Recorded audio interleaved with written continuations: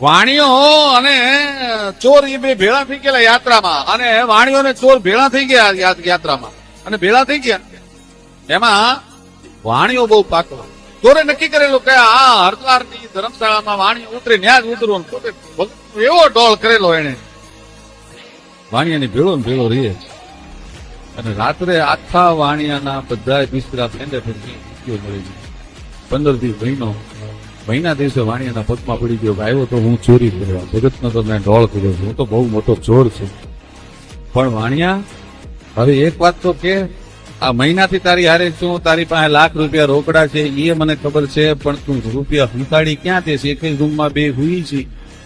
વાણીઓ કે તારા ઓશિકાની હેઠ મૂકી દઉં છું, કારણ કે મને ખબર હતી તું તારું ઓશિકું નહીં ખોય. એમ સંસાર છે ને એ બીજાના ઓશિકાની હાથ નાખીને ખોળે છે, પણ પોતાના ખંખોળતા નથી કે જે કરવાનું છે એ તો આપણે કરવાનું.